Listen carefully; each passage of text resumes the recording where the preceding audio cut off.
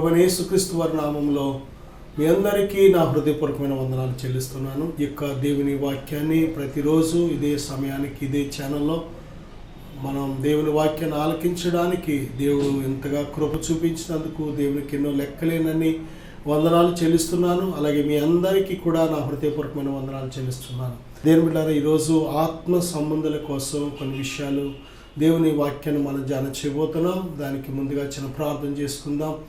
పరిశుద్ధుడా, ఘనమైన తండ్రి, నాయన మాతో మాట్లాడండి ప్రభా. వినే చెవి, గ్రహించే హృదయం దయచే నాయన.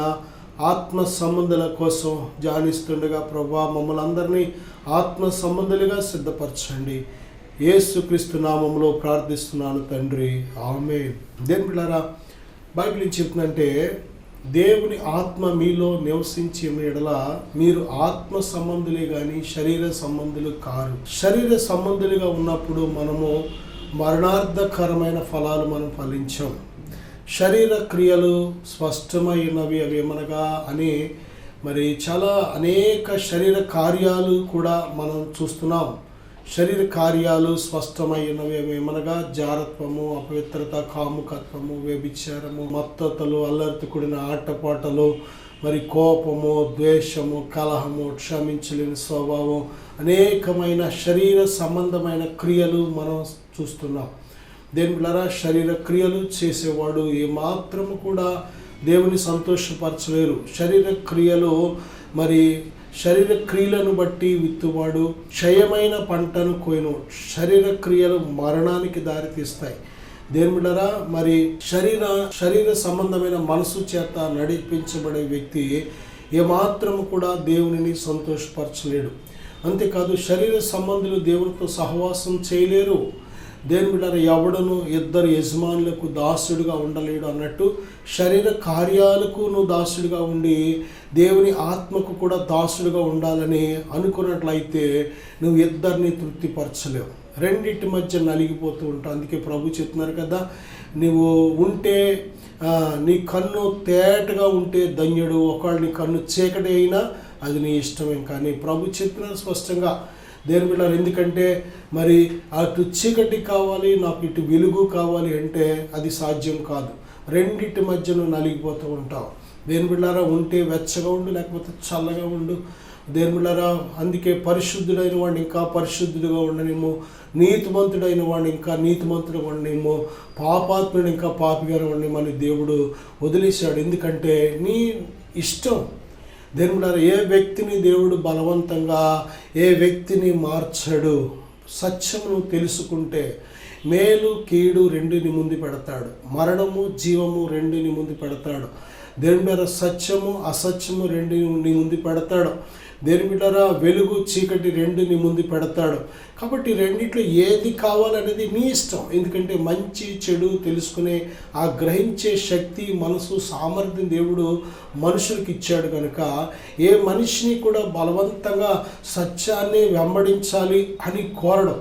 ఎందుకంటే దేవుడు ఆయన బలవంతంగా ఆయన మన హృదయాలను మార్చగలడు, కానీ మార్చడు. ఎందుకు మార్చడు అంటే అది సరైన మారు మనసు కాదు, అది సరైన భక్తి కాదు, అది సరైన ప్రార్థన విశ్వాసం కాదు.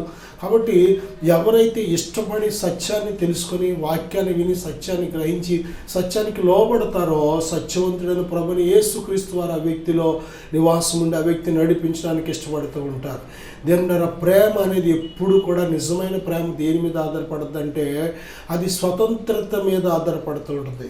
అంతేకాని ఎటువంటి బలవంతం ద్వారా కానీ, ఏ వ్యక్తి మోసపూరితంగా కానీ, లేకపోతే ఒక విషయాన్ని దాచిపెట్టి మరొక విషయాన్ని పైకి కనిపించేలాగా చేసినంత మాత్రాన అవతల వ్యక్తిది నిజమైన ప్రేమ కాదు, నిజమైన జీవితం కాదు. మన ఆత్మీయ జీవితం నిజమైన ఆత్మీయ జీవితంగా ఎప్పుడు ఉంటుందంటే మనము వాక్యాన్ని విని సత్యాన్ని గ్రహించి సత్యవంతుడైన దేవునికి లోబడి జీవిస్తున్నప్పుడు మాత్రమే అది దేవునికి ఇష్టమైన ఇంపైన సువాసన వంటి జీవితం. దేవుని బిడ్డలారా, ఆత్మ చేత నడిపించబడే జీవితం ఆత్మ సంబంధులది. దేవుని ఆత్మ మనలో లేనట్లయితే మనం అసలు ఆత్మ సంబంధులం కాదు. మనలో మన ఆత్మ ఉంటుంది, కానీ మనకు దేవుని ఆత్మ కావాలి, దేవుని ఆత్మ సహాయం కావాలి.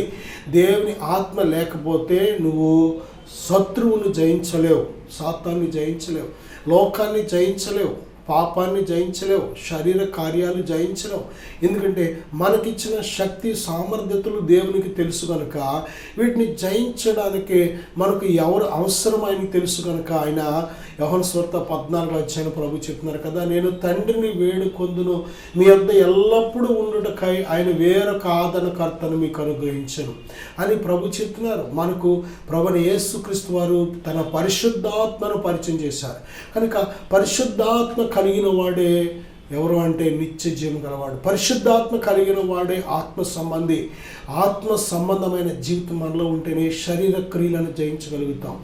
ఆత్మ మనలో ఉంటేనే దేవుని మన శత్రువైన సాతాన్ని సులువుగా జయించగలుగుతాం. బైబిల్ చెప్తుంది, దేవునికి లోబడి ఉండుడి, అపవాదిని ఎదిరించండి, అప్పుడు వాడు మీ వద్ద నుండి పారిపోతాడు. నా సహోదరుడా సహోదరి, దేవుని ఆత్మకు నువ్వు ఎంతగా విధేయుడు అవుతావో విధేయురాలు అవుతావో అంతగా దేవుని ఆత్మచేత నింపబడతావు, అభిషేకించబడతావు.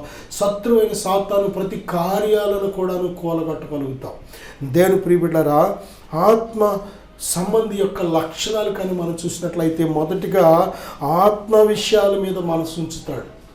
ఈరోజు మన వాక్యాంశం కూడా ఆత్మ సంబంధుల యొక్క లక్షణాలు. ఒక వ్యక్తి శరీర సంబంధి అయితే శరీర క్రియలు వారిలో కనిపిస్తాయి, ప్రకృతి సంబంధి అయితే ప్రకృతి సంబంధమైన క్రియలు కనిపిస్తాయి, ఒకడు లోక సంబంధం అయితే లోక సంబంధమైన ఆచారాలు లోక మర్యాదలు కనిపిస్తూ ఉంటాయి, ఒక వ్యక్తి సాతాను సంబంధి అయితే పాపము కనిపిస్తూ ఉంటుంది, ఎందుకంటే పాపము చేయవాడు సాతాను సంబంధి. అలాగే దేవుని సంబంధి అయిన వాడు దేవుని ఆత్మ వానిలో నివసిస్తున్నాడు కనుక దేవుని ఆత్మ ఫలాలు కనిపిస్తాయి. దేవుని బిడ్డలారా, ఆత్మ సంబంధుల లక్షణాలు కానీ మనం చూసినట్లయితే ప్రేమ, సంతోషం, సమాధానం, దీర్ఘశాంతం, దయాళత్వం, మంచితనం, విశ్వాసం, సాత్వికం, ఆశ, నిగ్రహం, ఇవన్నీ కూడా ఈ 9 రకాల ప్రత్యేకమైన దేవుని స్వభావం, దేవుని యొక్క గుణగణాలు. ఇవి పరిశుద్ధాత్మ చేత ఈ గుణాలన్నీ కూడా మనలో కుమ్మరించబడుతూ ఉంటాయి. కనుక దేవుని బిడ్డలారా, ఆత్మ సంబంధి లక్షణాల్లో ఒకటి ఆత్మ సంబంధమైన ఫలాలు కనిపిస్తూ ఉంటాయి. రెండవదిగా ఆత్మ సంబంధి లక్షణాలు ఏంటంటే ఆత్మ విషయాల మీద మనసు ఉంచుతారు. దేవుని బిడ్డలారా, శరీర సంబంధులు శరీర విషయాల మీద మనసు ఉంచుతూ ఉంటారు, లోక సంబంధులు లోక విషయాల మీదే మనసు ఉంచుతారు. కానీ ఆత్మ సంబంధులు ఆత్మ సంబంధమైన విషయాల మీద మనసు ఉంచుతారు, ఆత్మకు సంబంధించిన విషయాల మీద మనసు ఉంచుతారు. దేవుని బిడ్డలారా, ఆత్మ సంబంధమైన విషయాలు ఏంటి అంటే దేవుని వాక్యంలో చెప్పబడిన ప్రతి విషయం కూడా ఆత్మ సంబంధమైన విషయాలే. అందుకే ఆ విషయాలన్నీ కూడా దేవుని నోట నుండి వచ్చిన ప్రతి మాట మన ఆత్మకు ఆహారంగా ఉంది, మన ఆత్మను బలపరుస్తుంది, మన ఆత్మను సర్వ సత్యంలోకి నడిపిస్తుంది, మన ఆత్మకు కావలసిన నిరీక్షణ, విశ్వాసము, శక్తిని, ప్రేమను దయచేస్తుంది. కనుక ఆత్మ విషయాల మీద మనసు ఉంచుతాడు ఆత్మ సంబంధి. మూడవదిగా మనం చూస్తే రోమపత్రిక 8:13 ఆత్మ సంబంధి లక్షణాలు కానీ మనం చూస్తే శరీర క్రియలను చంపగలుగుతాడు. దేని బిడ్డలారా, దేవుని ఆత్మ నీలో నివసిస్తే శరీర కార్యాలు ఎంత మాత్రము నీలో ఏలుబడి చేయలేవు. నువ్వు దేవుని ఆత్మకు లోబడినంతసేపు శరీర కార్యాలు నీ మీద విజయము పొందలేవు. ఎందుకంటే దేవుని ఆత్మకు లోబడుతున్నావు కాబట్టి. దేవుని ఆత్మ కలిగి ఉండడం వేరు, దేవుని ఆత్మకు లోబడి జీవించడం వేరు. దేవుని ఆత్మ, దేవుని వాక్యం విన్నవారు అందరి మీదకి వస్తున్నారు, కానీ అందరిలో ఆయన నివాసం చేయలేకపోతున్నారు. కారణం ఏంటంటే దేవుని ఆత్మకు లోబడట్లేదు. బైబిల్ చెప్తుంది అపొస్తలుల కార్యాలు 7:58 వాక్యానికి లోబడితే పరిశుద్ధాత్మకు లోబడినట్లు లెక్క. వాక్యమే పరిశుద్ధాత్మ స్వరం, వాక్యమే యేసయ్య స్వరం, యేసయ్య స్వరం పరిశుద్ధాత్మ స్వరం రెండు ఒక్కటే. ఒక్కడే దేవుడు, దేవుడు ఒక్కడే. ఆయన త్రిత్వ దేవుడిగా ఉన్నాడు, త్రియేక దేవుడిగా ఉన్నాడు. తన్ను తాను దేవుని బిడ్డలారా ముగ్గురుగా కనబరుచుకున్నారు, ముగ్గురు ఒక్కరిగా ఉన్నారు. దేవుని బిడ్డలారా, కాబట్టి దేవునిని మనం మళ్ళీ ముగ్గురు దేవుళ్ళ అని అపార్థం చేసుకోవాల్సిన పని లేదు. యేసును చూస్తే నువ్వు పరిశుద్ధాత్మను చూసినట్టే, వాక్యాన్ని నువ్వు గ్రహించగలిగితే పరిశుద్ధాత్మను గ్రహించినట్టే. దేవుని బిడ్డలారా, కాబట్టి పరిశుద్ధాత్మ స్వరం వినాలని నువ్వు ఆశపడినట్లయితే వాక్యము నువ్వు ఎంతగా ధ్యానిస్తావో పరిశుద్ధాత్మ స్వరాన్ని అంత చక్కగా సులువుగా నువ్వు గ్రహించగలుగుతావు, వినగలుగుతావు. దేని బిడ్డ, ఇక్కడ మనం చూసినట్లయితే శరీర క్రియలు మరి జయించాలి అంటే తప్పనిసరిగా పరిశుద్ధాత్మ సహాయం నీకు అవసరం. ఒక వ్యక్తి ఆత్మ సంబంధిగా బ్రతికితే శరీర క్రియలను ఈజీగా చాలా సులువుగా జయించగలుగుతాడు. మరి గలతీ పత్రిక 5:16 ఏముందంటే ఆత్మానుసారముగా నడుచుకొనుడి, అప్పుడు మీరు శరీరేచ్ఛను నెరవేర్చరు. శరీరం మన మీద ప్రభుత్వం చేయలేదు, పాపము మన మీద ప్రభుత్వం చేయలేదు. కారణం ఏంటంటే దేవుని ఆత్మ శక్తి కలిగిన ఆత్మకు లోబడుతున్నప్పుడు ఆయన తన శక్తి చేత శరీర స్వభావాన్ని, శరీర సంబంధమైన శక్తిని జయించే శక్తిని దేవుడు మనకు దయచేస్తున్నాడు. ఈరోజు దేవుని బిడ్డలారా, పాపము చేస్తున్న ప్రతి ఒక్కరిలో, శరీర సంబంధమైన కార్యాలు జరిగిస్తున్న ప్రతి ఒక్కరిలో కూడా అది ఒక పాపాన్ని ప్రేరేపించే శక్తి. అది ఆ శక్తిని జయించాలి అంటే దైవిక శక్తి కావాలి. అందుకే పరిశుద్ధాత్మ మీ మీదకి వచ్చినప్పుడు మీరు శక్తి నుండి ఎదురు కనుక భూదిగంతముల వరకు సాక్షులైందని దేవుడు వాగ్దానం చేశాడు. పరిశుద్ధాత్ముడు నీ మీదకి ఎప్పుడు వస్తున్నాడు అంటే యేసును గూర్చి విన్నప్పుడు, యేసయ్యను గూర్చిన సువార్తను వింటున్నప్పుడు పరిశుద్ధాత్మతో నింపబడుతున్నావు.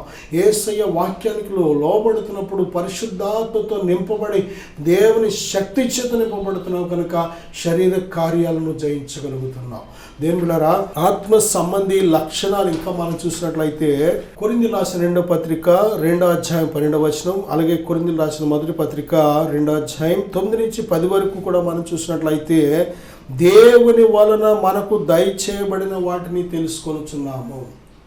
ఆత్మ సంబంధి లక్షణాల్లో మరొక లక్షణం ఏంటంటే దేవుని విషయాలను మనం తెలుసుకోగలుగుతున్నాం. దేవుడు మన పట్ల కలిగిన ఆయన ప్రణాళిక ఏంటి, దేవుని చిత్తం ఏంటి, దేవుని మార్గం ఏంటి, దేవుని యొక్క ఆలోచన ఏంటి మన పట్ల అనే ప్రతీది కూడా పరిశుద్ధాత్మ చేత మన పట్ల దేవుడు కలిగి ఉన్న ఆ ప్రణాళికను తెలుసుకోగలుగుతున్నాం. దేవుని నడిపింపును గ్రహించగలుగుతున్నాం. ఆత్మ సంబంధి లక్షణాలు ఇవి. శరీర సంబంధులు దేవుని ఆత్మ నడిపింపును గ్రహించలేరు. దేవుని చిత్తం తెలియక పాస్టర్ గారు ప్రార్థన చేయండి, లేదా అయ్యా ప్రార్థన చేయండి, మాకు దేవుని చిత్తం ఏంటో తెలియట్లేదు, ఆ దేవుని చిత్తమా కాదు మీరు చెప్పండి అని ఎందుకు అడుగుతారు అనుకున్నారు? వారు శరీర సంబంధులుగా ఉన్నారు. ఇంకా మారు మనసు కానీ మార్పు వారిలో కలగక, వాక్యాన్ని ధ్యానించే సమయం వారికి లేక, వారి హృదయాల్లో వాక్యం లేక దేవుని చిత్తాన్ని గ్రహించలేకపోతూ ఉంటారు. దేవుని బిడ్డలారా, ప్రతి బిడ్డ దేవుని చిత్తాన్ని గ్రహించాలని దేవుడు కోరుతున్నాడు. ఆయన ఆత్మచేత ఆయన విషయాలు మనకు బయలుపరచాలని కోరుతున్నాడు. నీకు చదువు ఉందా లేదా దేవుడు కోరట్లేదు, లేక నువ్వు ఆడామగా దేవుడు ఇబ్బంది పడట్లేదు, నువ్వు చిన్న పెద్ద దేవుడు షరతు పెట్టలేదు. కానీ నువ్వు ఆయనకు చోటిస్తే చాలు, ఆయన ఆత్మకు నువ్వు చోటిస్తే ఆయన ఆత్మచేత సమస్తాన్ని నీకు బయలుపరచాలని దేవుడు ఆశపడుతున్నాడు. అంతేకాదు జరగబో విషయాలు కూడా నీకు బోధించాలని ఆశపడుతున్నాడు. అంతేకాదు దేవుని బిడ్డలారా, మరి సర్వ సత్యములోనికి నేను నడిపించాలని ఆశపడుతున్నాడు.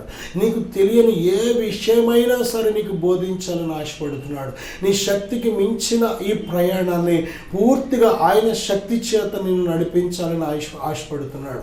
దేవుని బిడ్డలారా, నీ చుట్టూ పొంచి ఉన్న ప్రతి శత్రువులైన అంటే సాతాను, లేక శరీర సంబంధమైన మనసు, లేక లోకము, లేక పాపము, అన్ని విషయాల మీద సంపూర్ణమైన విజయాన్ని నీకు దయచేయాలని దేవుడు ఆశపడుతున్నాడు. దేవుని బిడ్డలారా, దేవుడు మనకు దయచేసిన తన ఆత్మ చేత అన్ని విషయాలు మనకు బయలుపరుస్తున్నాడు. ఇది ఆత్మ సంబంధికి ఉండే లక్షణం.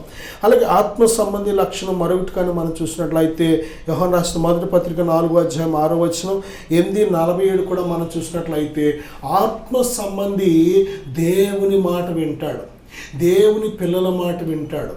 ఒక వ్యక్తి దేవుని మాట వినట్లేదు అంటే, దేవుని పిల్లలు చెప్పినా వినట్లేదు అంటే, దైవజనులు చెప్పినా వినట్లేదు అంటే వాడు ఆత్మ సంబంధి కాదు. ఆత్మ సంబంధికి ఉండే లక్షణం ఏంటంటే వినుటకు వేగిరపడతాడు, మాట్లాడుటకు నిదానిస్తాడు. శరీర సంబంధులు అలాగ ఉంటారు. అసలు ఆత్మ సంబంధమైన విషయాలు గ్రహించరు, లోబడరు, వినరు, అసలు చెవి ఎవరు, హృదయం ఎవరు వాళ్ళు. వారి శరీర సంబంధులు. ఇంకా సాతాను సంబంధి అయినా, లేక లోక సంబంధి అయినా, ప్రకృతి సంబంధి అయినా, ఇక దేవుని ఆత్మ విషయాలకు వారిలో చోటు ఉండదు. వారు అనుమానిస్తూ ఉంటారు, డౌట్గా మాట్లాడుతూ ఉంటారు, లేకపోతే అపార్థాలు చేసుకుంటూ ఉంటారు, లేకపోతే దేవుని వాక్యం పట్ల వారి ప్రవర్తన చాలా దురుసుగా ఉంటూ ఉంటుంది. కారణం ఏంటంటే వారు ఆత్మ సంబంధులు కాదు.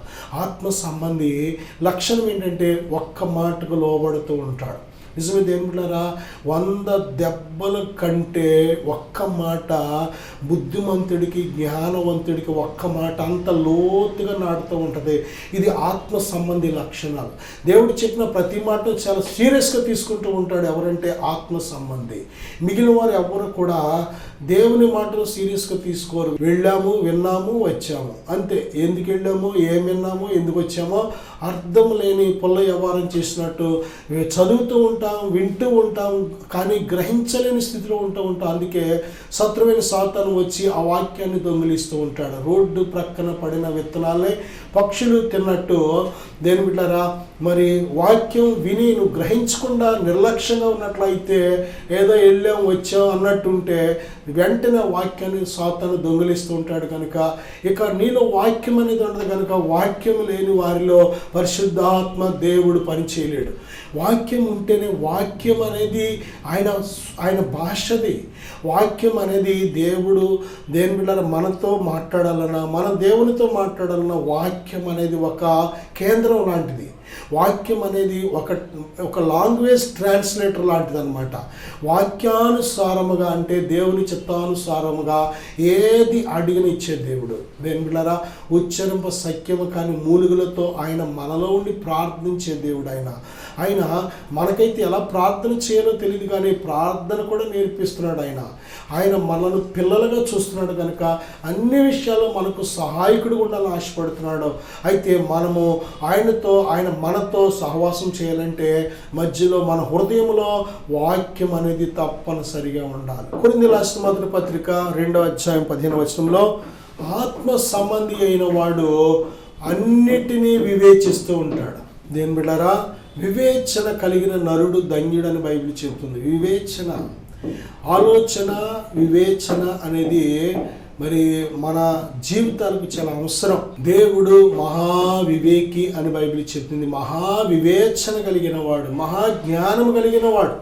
ఆయన పిల్లలమైన మనం కూడా వివేచన కలిగి ఉండాలి, ఆలోచన కలిగి ఉండాలి.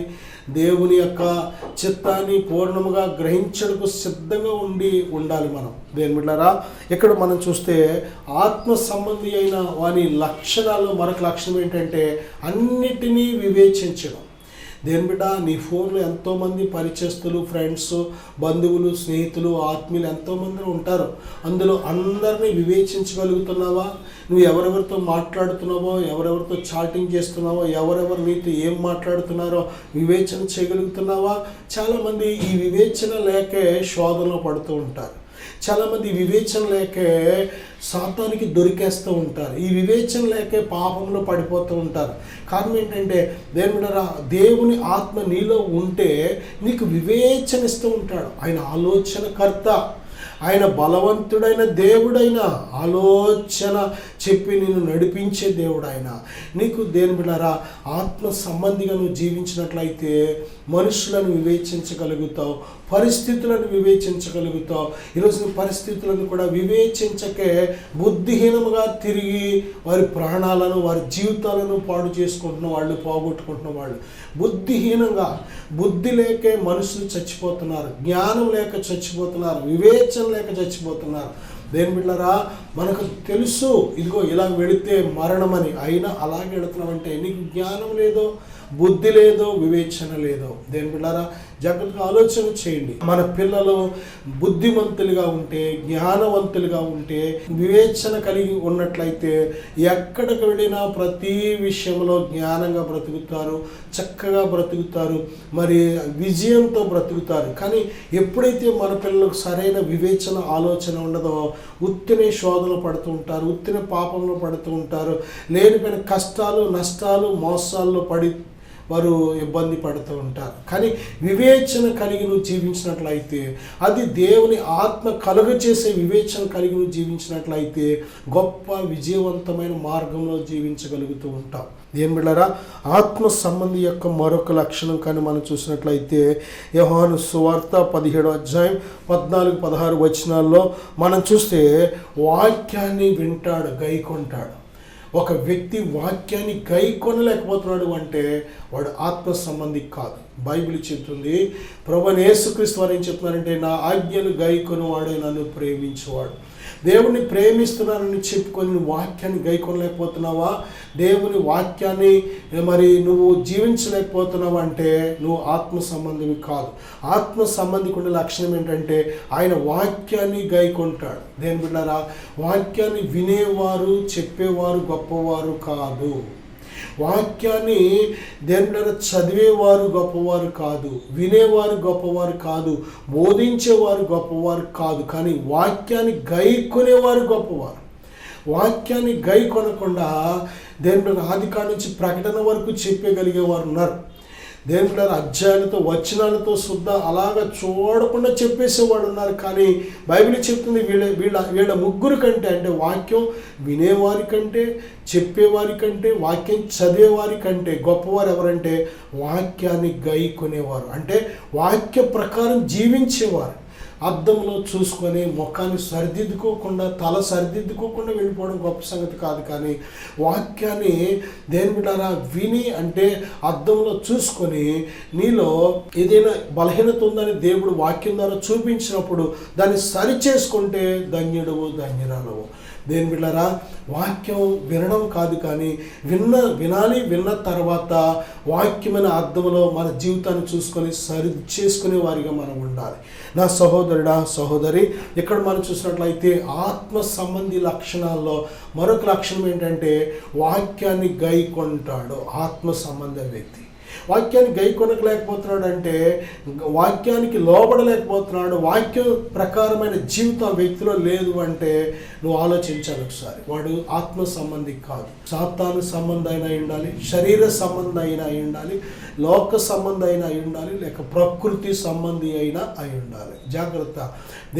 దేవుడు మనకు వివేచన ఇచ్చాడు. ఆయా ఆత్మలు దేవుని సంబంధమైనవో కావో పరీక్షించి మనం తెలుసుకోవాలి. ఎందుకంటే ఈ లోకంలోనికి భ్రమపరచు ఆత్మలు ఎన్నో ఉన్నాయి. దేవుని తప్పుడు బోధలు బోధించే ఆత్మలు ఎన్నో ఉన్నాయి. మరి అబద్ధ బోధకులు ఎంతోమంది బయలుదేరి ఉన్నారు. కనుక దేవుని బిడ్డారా, మరి ఈ యొక్క సత్యాన్ని మనం గ్రహించి సత్యవంతుడైన దేవునికి మనం లోబడుతున్నప్పుడే, సత్యవంతుడైన దేవునికి లోబడుతున్నప్పుడే దేవుడు తన ఆత్మచేత మనను సర్వ సత్యంలోనికి నడిపిస్తాడు. దేని బిడ్డ, నేను మీకోసం చిన్న ప్రార్థన చేయాలని ఆశపడుతున్నాను. కళ్ళు మూసుకుందాం. పరిశుద్ధుడా, ఇదిగో తండ్రి, విశ్వాసం ద్వారా ఈ ప్రార్థనలు ఏకీవిస్తున్న ప్రతి బిడ్డను ఇప్పుడే బలపరచండి. ఆత్మ సంబంధులుగా జీవించుటకు సహాయం దయచే తండ్రి. నాయన, ఆత్మ సంబంధులు కాకపోతే మా జీవితానికి అర్థం లేదు ప్రభువా.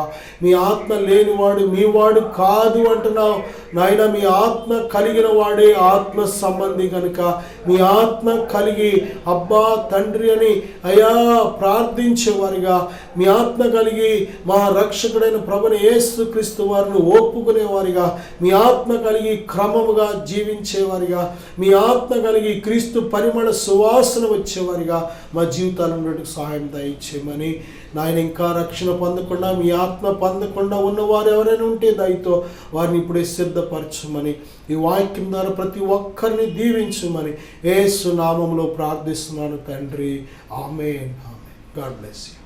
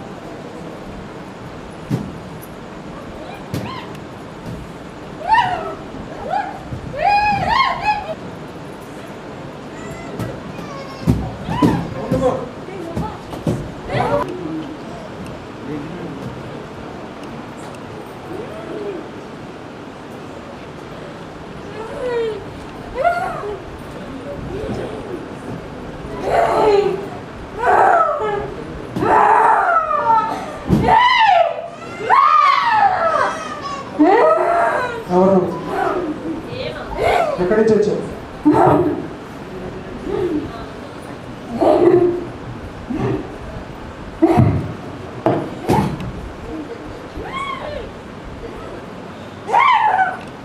యేసుక్రీస్తు నామమున ఆజ్ఞాపిస్తున్నా. ఎప్పటి నుంచి ఉన్నావు? ఎంతకాలం నుంచి ఉన్నావు?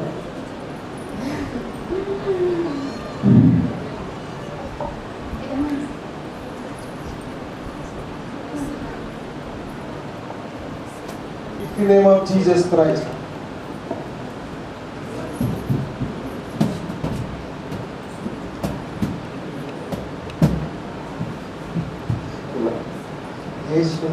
విడుదల ప్రకటిస్తున్నాను.